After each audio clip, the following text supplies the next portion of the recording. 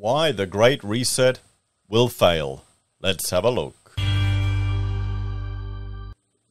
Hello everyone, Florian.Heise here and welcome to another episode of HeiseSays. Grab your stein of coffee because for this, well, special Christmas episode, Merry Christmas to everyone, I want to just explain why I think the Great Reset will fail, while some of the goals and aspirations of the World Economic Forum to shift us towards a utopian, meatless society where we rent everything, where we're all living in a green energy-fueled socialist world, will fail, everyone. Now, what I'll do is I'm going to turn over to a video I did some time ago just to give you a bit of an overview of the Great Reset. You know, it's a long one, but I figure it's worth going through again. So we'll just jump over to there and check it out, guys. The Great Reset. Let's have a look. Hello everyone, I'm Florian.Heise and welcome to another episode of HeiseSays. Grab your stein of coffee. I think you're going to need it for this one. Today I thought we'd have a look at the Great Reset, which is the theme for the 2021 World Economic Forum. The event held in Davos, which is, well, where the global leaders and elite meet to discuss issues surrounding the world. Look at the images they have on their website here. What does that tell you? What are the concerns that are raised here? What are the aspects of society that they're worried about? Before we look at this and a few other things, let's look at a portion of this clip, the beginning of this hour-long video that explains, well, it's part of the forum. I'd like to look at it in detail, in full length in a live stream. We'll do that at another time, maybe later tonight. But for now, let's have a look at this to at least get us started. It's underway. Let's hear from the forum's executive chairman and founder, Professor Klaus Schwab. Thank you, Adrian. It is obvious that we are in the midst of the most severe crisis the world has experienced since World War II. 75 years ago, countries and people came together to shape the post-war global order, which brought us decades of peace, increased global cooperation and prosperity to hundreds of millions of people around the world. The COVID-19 crisis has shown us that our old systems are not fit anymore for the 21st century. It has laid bare the fundamental lack of social cohesion, fairness, inclusion, and equality. Now is the historical moment, the time, not only to fight severe virus, but to shape the system for the need for the post-corona era. Some interesting points there. I mean, it very clearly articulates the issues with the system. But look at just the tangent there. Look at the opportunity that this presents. We have a choice to remain passive, which would lead to the amplification of many of the trends we see today.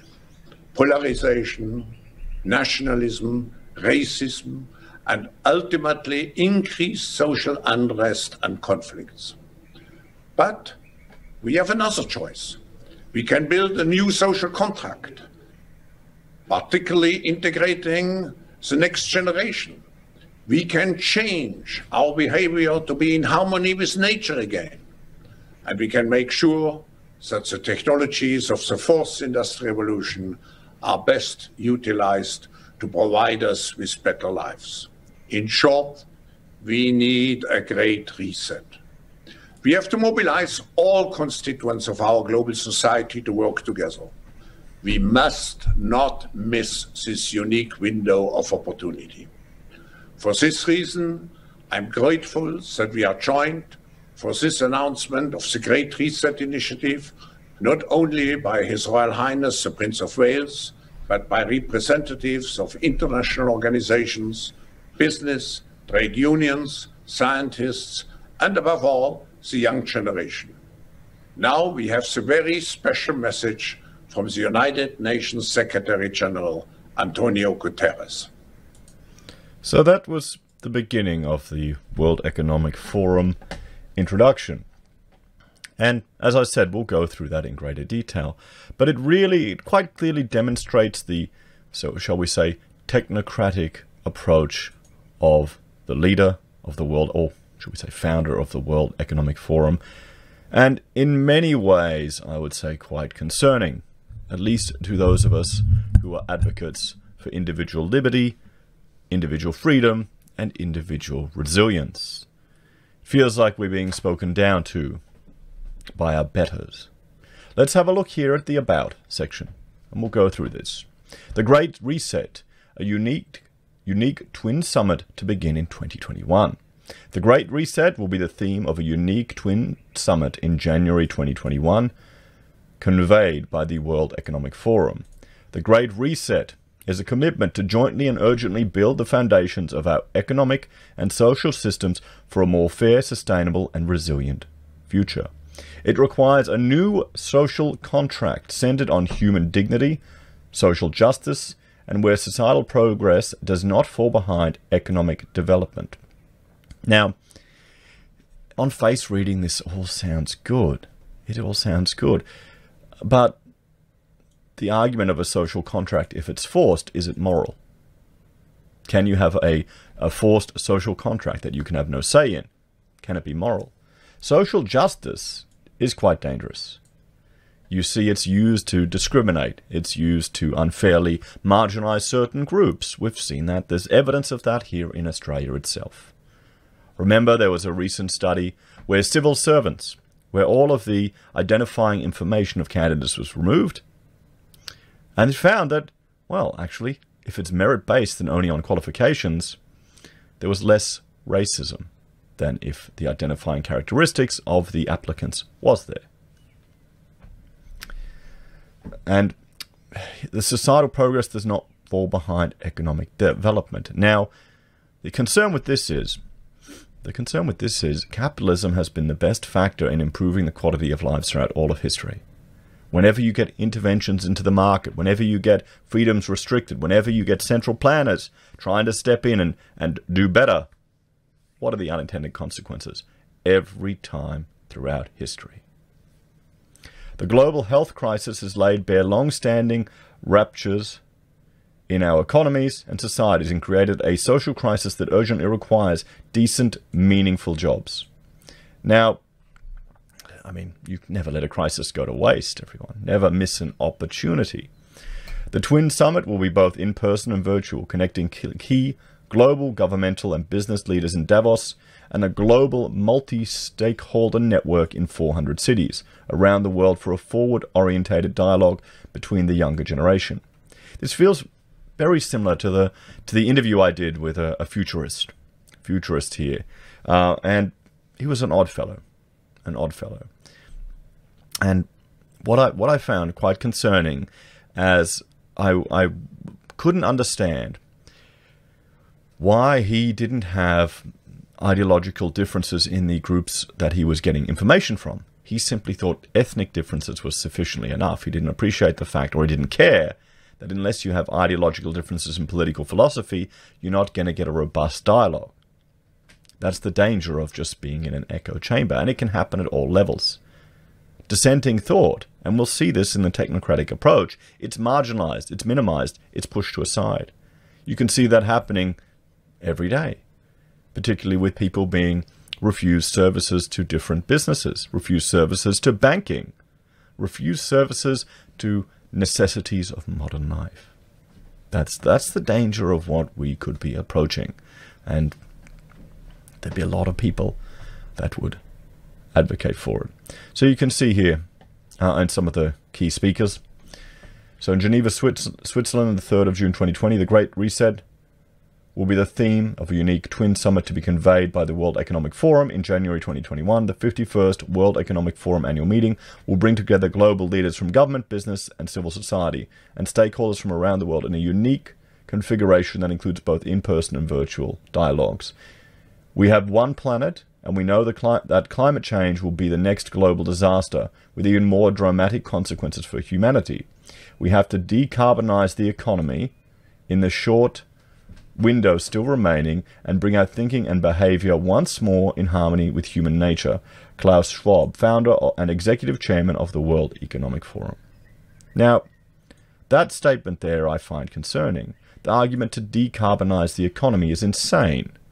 It's insane. Look at the Copenhagen Consensus. There are a multitude of other issues that are much more pressing than the effect we're having on the climate. This is a slow-moving disaster. This is something that we can manage, we can mitigate over time, and is happening already. We don't need forced, rapid changes to the economy. Just look at the effect that this intervention into the economy is having to mitigate this health impact. Think of the number of increased people that are losing their businesses, losing their homes, the number of people that are offering themselves or dying.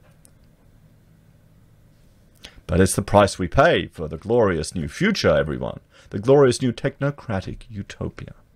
So I'll let you go through this in your own time. I mean, you've got the Prince of Wales here. Ever since I learned about his take on urban design, I've got very little respect for him.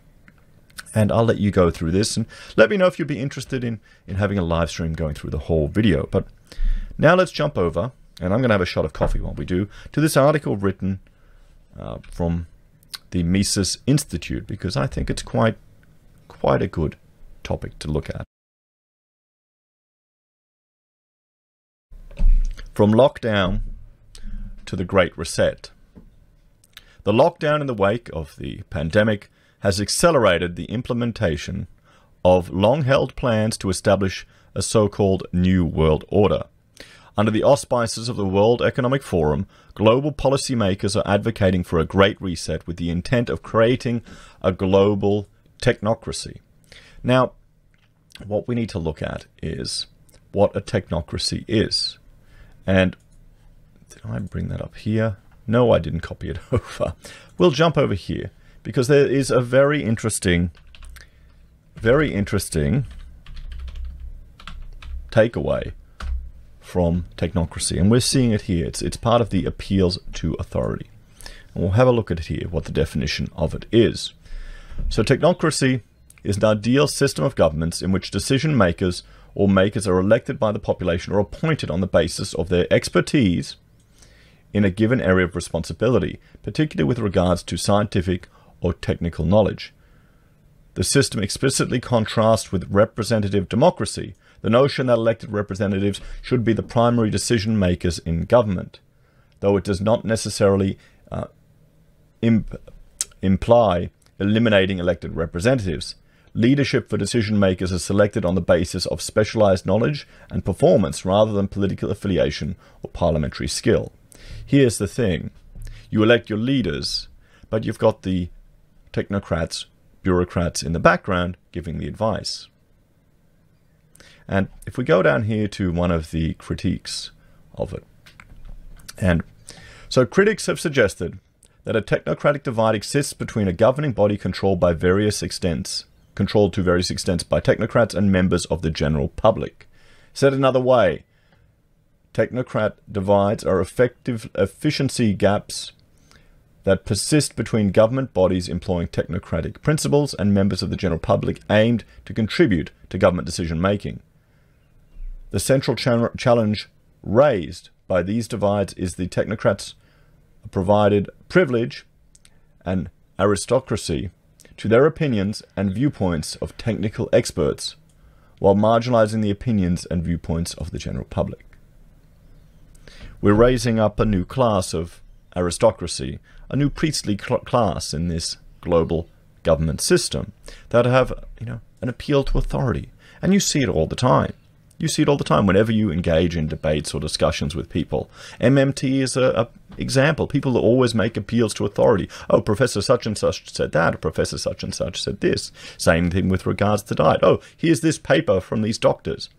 And then if you have a look at the paper, it's all based on an example of one postmenopausal woman who had a reaction to a diet. So someone's using that to justify an entire life decision that contrasts with evolutionary history and the history of surviving civilizations. That's the thing. It's the appeal to authority. We're starting to see it manifest here. You get the feeling it doesn't matter who you vote for. You get the same people actually calling the shots from behind the scenes. The same advice from the bureaucrats, from the experts. And I guess for some people, if you haven't actually worked in a profession, or if you haven't actually worked or taught at a university, you might blindly accept what's put to you by authority figures, by these so-called experts.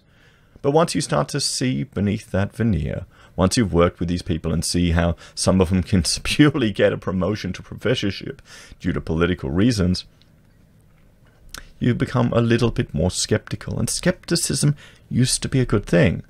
But in this new technocratic, well, technocracy, it could be seen as wrong thing, couldn't it?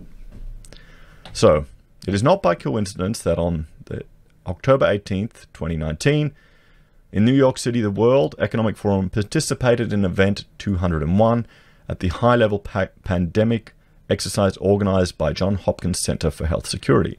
And we can see this here. You can see this is event 201. And people will... Here's the thing, people will put this in the comments going, look, event 201, it was all planned, it was all organized. Now, you have to be careful that you don't fall into confirmation bias. That if you want to see that what's happening is a planned event, if you have a bias hoping that everything fits into place, you can be suffering from a confirmation bias from seeing this.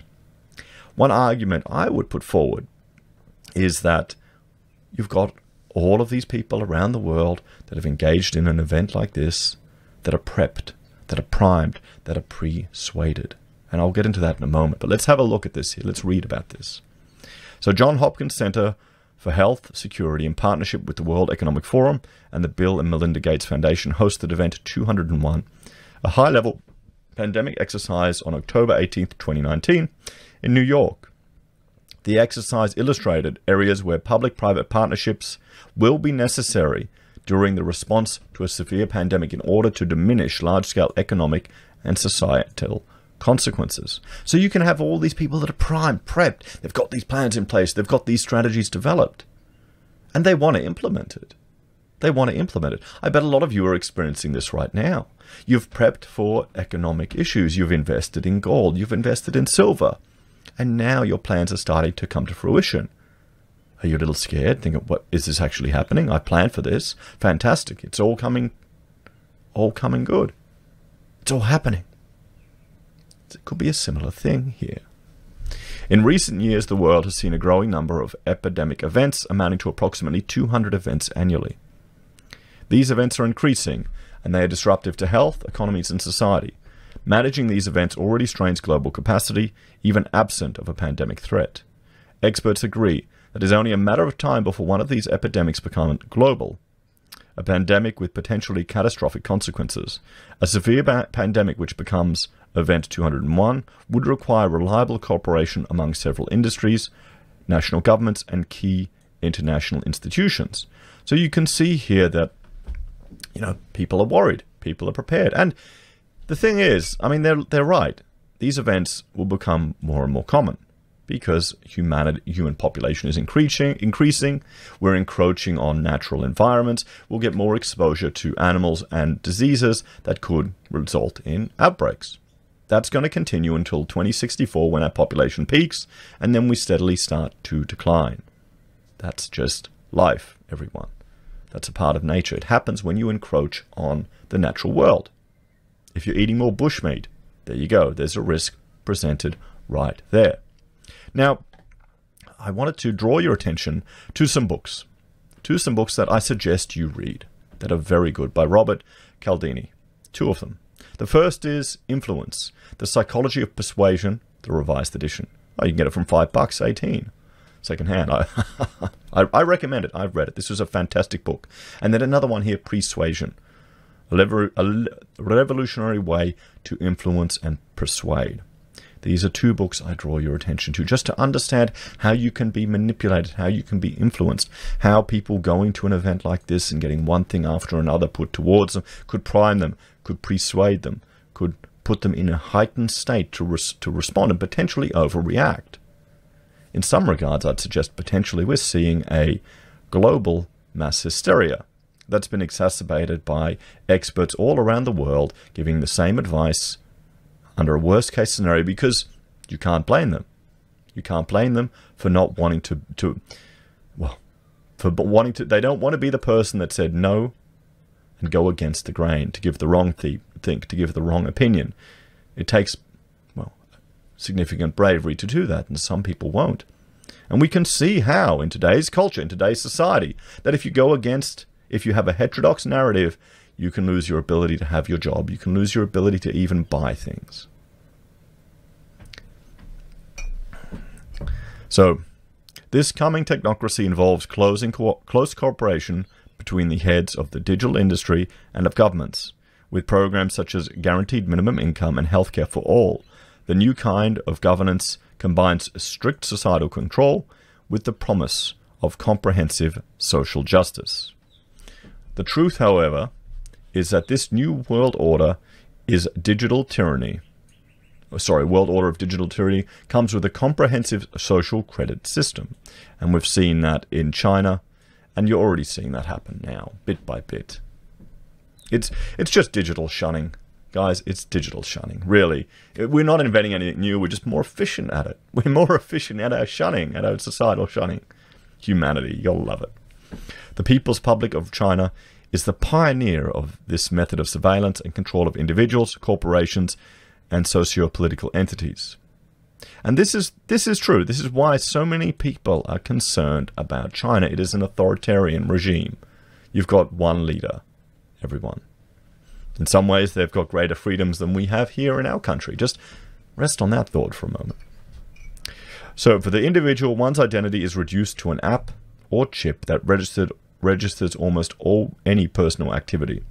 In order to gain a few individual rights, and be it only to travel to a certain place, a person must balance such apparent privileges with his submission to a web of regulations that define in detail what is good behavior and deemed as beneficial to humankind and the environment.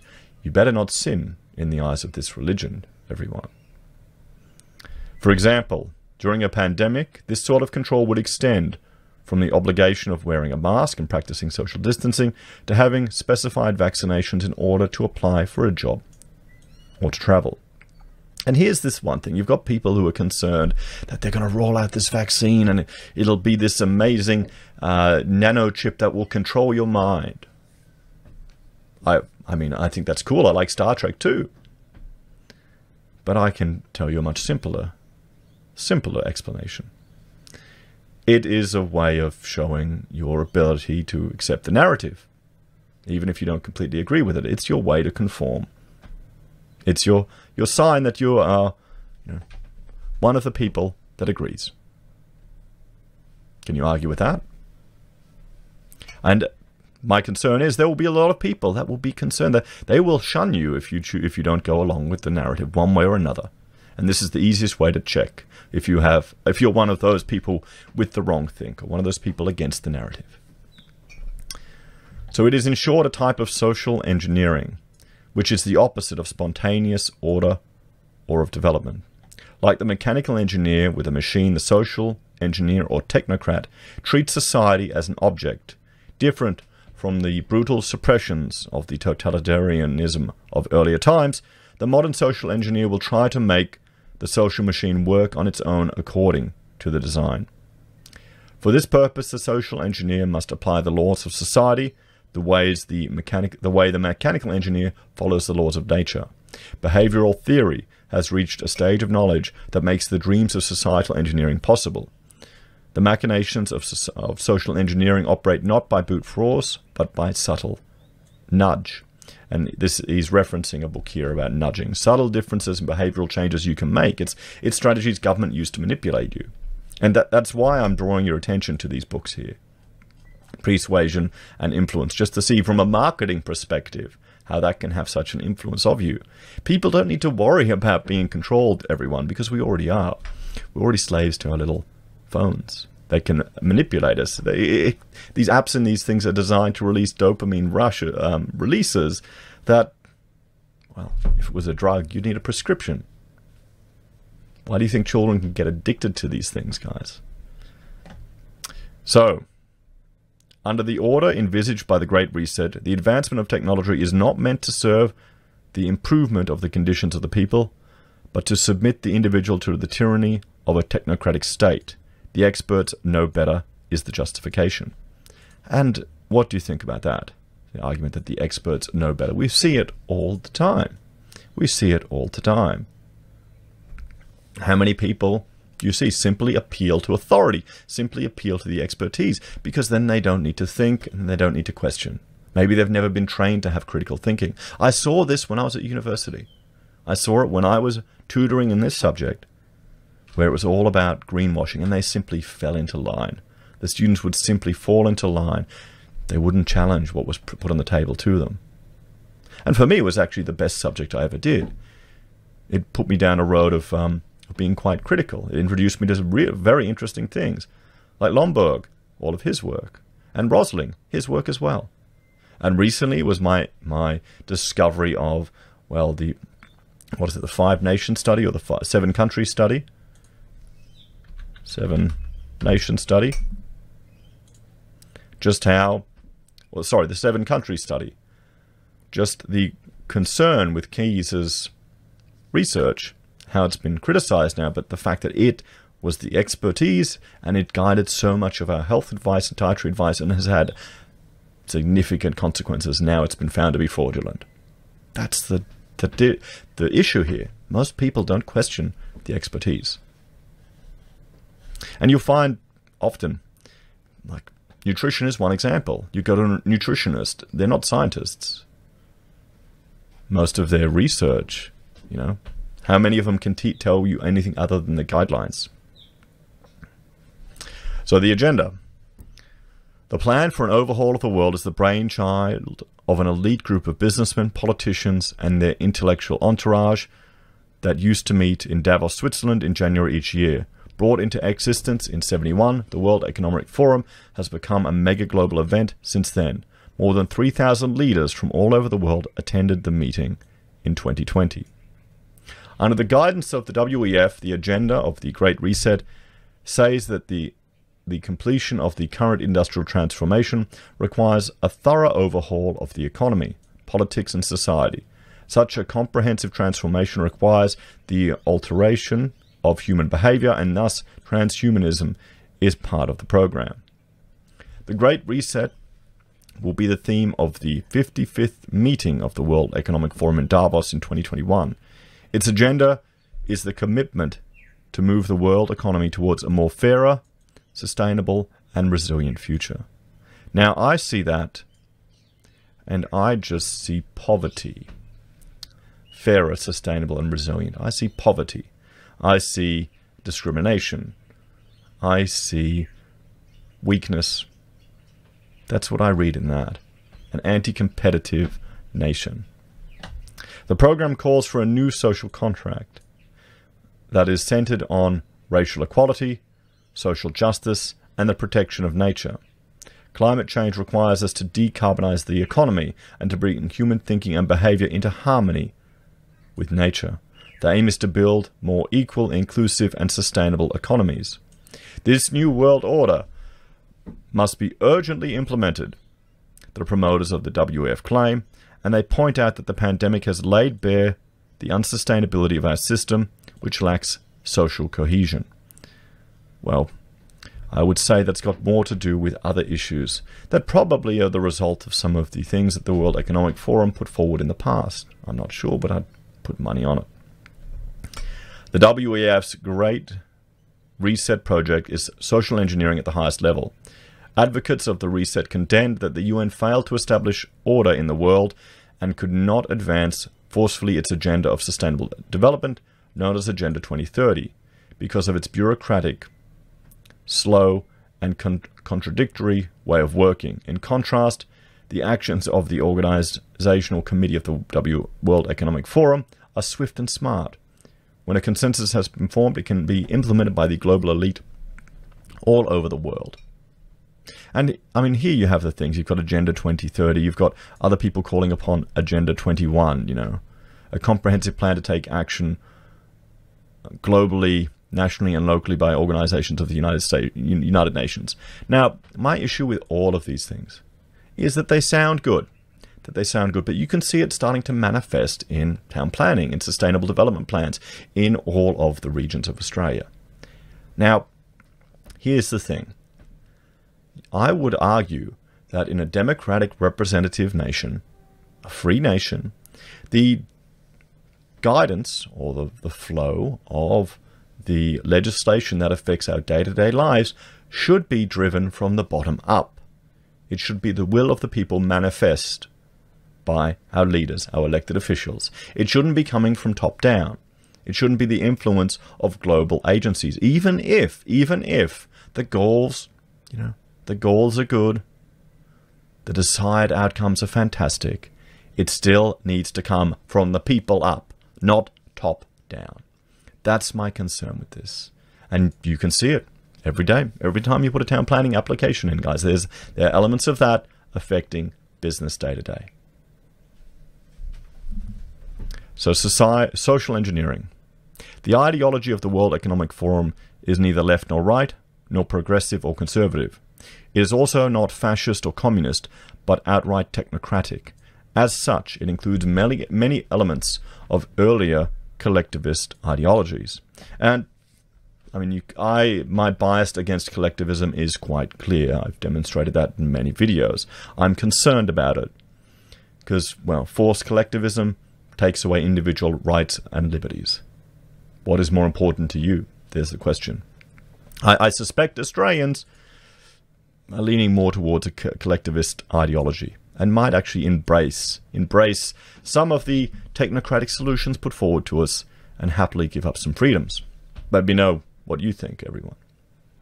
So in recent decades, the consensus, there's a good word, has emerged at the annual Davos meeting that the world needs a revolution and that reform has taken too long. The members of the WEF envision a profound upheaval at short notice. Sounds interesting. The time span should be so brief that most people will hardly realize that a revolution is going on. The change must be so swift and dramatic that those who recognize that a revolution is happening do not have time to mobilize against it. The basic idea of the Great Reset is the same principle that guided the radical transformations from the French to the Russian and Chinese Revolution. It is the idea of constructivist rationalism incorporated in the state. Now, let's have a look at the concept of constructionism, guys, the definition of it. So it's an approach to learn that holds that people actively construct or make their own knowledge and that reality is determined by the experiences of the learner. So how do you use that to your advantage by the state? You have to grab, shoehorn people, guide it. But projects like the Great Reset leave unanswered the question of who rules the state. The state itself does not rule. It is an instrument of power. It is not the abstract state that decides, but the leaders of special political parties and certain social groups. Earlier totalitarian regimes needed mass executions and concentration camps to maintain their power. Now, with the help of new technologies, it is believed dissenters can easily be identified and marginalized. The nonconformists will be silenced, disqualifying divergent opinions as morally despicable. And if you've spent any time on the internet, you can see how this is happening. This is happening on YouTube. This is happening all around the world, where businesses are just removing people. You saw it happen with Stefan Molyneux. I would argue that his opinions are challenging, and he probably isn't the most profitable person for them to run. But then again, if he brings audience to YouTube, and then they'll go to other things, they'll consume more content and watch YouTube's. I'm sure there would have been some advertisers that would love to have been associated with him. But there you go. This is the thing: divergent opinions, wrong thing, everyone. Wait till you hear about more people losing their banking privileges. The 2020 lockdowns possibly offer a preview of how this system worked. The lockdown worked as if it had been orchestrated, and perhaps it was. As if following a single command, the leaders of big and small nations and of different stages of economic development implemented almost identical measures. Not only did many governments act in unison, they also applied these measures with little regard for the horrific consequences of a global lockdown. And we saw some governments being offered money from the IMF on conditions that they implement these lockdowns and restrict these freedoms. There you go. I mean, they're prepared, everyone. People have prepared. They've trained for this. They want to implement it. They're worried. People are worried. They've been persuaded, everyone. They've been persuaded. They've been primed for this, ready, vigilant. I'm going to save the world. I'll be the hero. It doesn't matter if the numbers are a bit wrong. We need, lying now to the state that it could be worse than it actually is. It's justified. If you were in this position, if you thought that the world, you could potentially save hundreds of thousands, if not millions of lives, what would you do? Months of economic standstill have destroyed the economic basis of millions of families. It's quite true. Together with social distancing, the lockdown has produced a mass of people unable to care for themselves. First, governments destroy the livelihoods. Then the politicians show up as saviors. The demand for social assistance is no longer limited to specific groups, but has become a need of the masses. Well, we can see that here in Australia. How many people have been living week to week? How many people have been living week to week? Once, war was the health of the state. Now it is fear of disease. What lies ahead is not the apparent coziness of benevolent, comprehensive welfare state with a guaranteed minimum income and healthcare and education for all.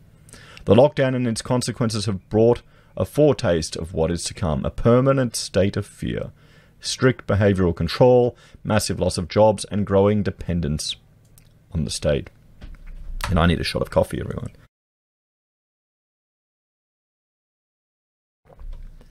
With the measures taken in the wake of the pandemic, a big step to reset the global economy has been made. Without popular resistance, the end of the pandemic will not mean the end of the lockdown and social distancing. At the moment, however, the opponents of the New World Order of digital tyranny still have access to the media and platforms to dissent. Yet the time is running out. The perpetrators of the New World Order have smelled blood, declaring the coronavirus a pandemic has come in handy to promote the agenda of their Great Reset. Only massive opposition can slow down and finally stop the extension of the power grip of the tyrannical technocracy that is on the rise. And this was written by Anthony P. Muller, a German professor of economics who currently teaches in Brazil. So there we have it, everyone. What do you think? And also here is the book of Schwab, Shaping the Future of the Fourth Industrial Revolution. So I think Klaus here is acting on his best interest. This is the thing, guys. I would give people the benefit of the doubt that they truly are trying to help and truly think they're on the right path. They truly think they're the good guys. Maybe that's naive on my part, but everyone tends to think they're the good guys. But the problem is, what are people willing to sacrifice? Now, I know this might be a little bit more, well, shall we say, depressing than simply discussing the constant spruiking of property that occurs in Australia. But this is certainly something that we all need to be aware of. Now, I wouldn't feel distraught or forlorn. There's still opportunities. There's still time. This, after all, is just a movement. Just a forum. There's still ways to dissent. You can publicly declare your dissent. You can let it be known in the ballot box. You can, advocate for political parties to completely purge the bureaucracy. Is that what needs to happen? Let me know your thoughts and opinions in the comments below, everyone. I would suggest you take a rather stoic approach. Be aware of what's going on. Know what's beyond your controls. Do what little bit you can. But don't let it ruin your day. As always, thanks for watching. Let me know your thoughts and opinions down below. Like, share, and subscribe to the channel. Have you heard of the Great Reset before this? Do you think it's, is it right? Is it right that bureaucrats, leaders, and experts are, well, taking guidance from organizations like this? Can you imagine dissenting opinion is even allowed in this forum? Let me know what you think. Thanks for watching. Welcome back. And I hope that gives you some insight into the Great Reset and the World Economic Forum. Now, why do I think it's failing? Well, I think we've got a few examples of how, over the last 2 years, the goals and aspirations of the Great Reset and the World Economic Forum haven't really materialized. Now, one example we have is European gas prices, everyone. This is a recent article. European gas prices surge above 100 euros with eyes on Russia. So Europe's benchmark national gas price rose over 100 euros or $190 per barrel of oil equivalent ahead of a series of auctions for pipeline capacity that are seen as a test of Russia's willingness to ease a supply chain crunch. And we can see power is getting more expensive. Europe's push to have a sustainable green future has failed. We've seen this here. There's now evidence that people can put forward that at least one aspect is abandoning natural gas is insane. You've got countries like France, which have nuclear capability, aren't in the same mess as the UK or Germany for one. This is evidence to counter the narrative of this green, sustainable future that the World Economic Forum and the Great Reset are trying to push as they take advantage of just the dramatic changes to everything that's occurred with the pandemic. There's one example. Probably one of the biggest signs that the Great Reset has failed is that, well, globalist poster boy and socialist Biden, well, his Build Back Better Act has been stopped. Joe Manchin kills the Build Back Better Act, Joe Biden's ambitious legislative package. Now, this, if you look at it, this is an insane proposal of Build Back Better. It had such a heavy emphasis on sustainability, on green power, a green new wave, which we've seen just in Europe. We've seen in England. We've seen in Germany, in Luxembourg. That will create a dependency on foreign sources of energy or fuel.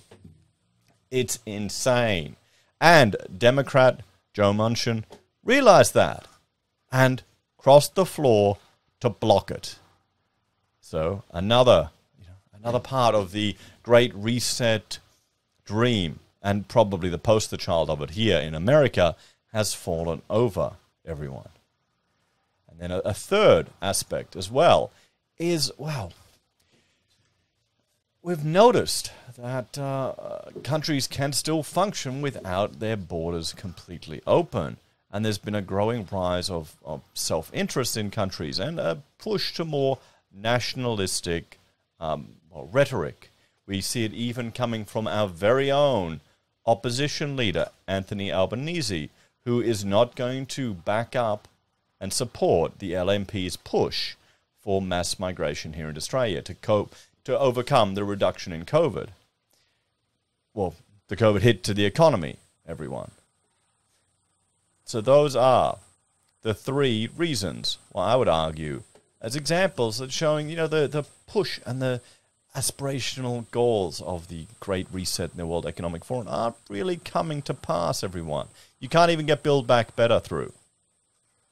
And this is the US. This is a real country. This is one that matters. I don't care what shit New Zealand does, their hippy-dippy stuff, or even here in Australia, because there's going to be all the rhetoric that they tell you, but there's still ship and call overseas. They're still mining up that iron ore. It's still creating employment. It still creates jobs.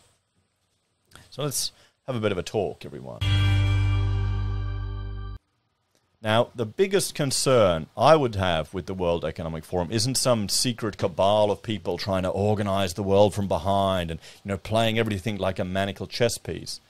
I'd say it's an ideological movement towards more unreliable, sustainable energy solutions, more socialism, less individual accountability, and then that filtering through the political and bureaucratic class in our countries. That is much more concerning than the fantasies of these elites controlling the world. I know people like to think that, and some people go really down that, frankly, conspiratorial path. They think the world is like a Dan Brown novel. I'd say that's more a coping mechanism because they're not able to deal with the complexities of the world, so they need to, the fact that it's beyond our control. I think that's what it really is. It's just a way of coping. It's cope.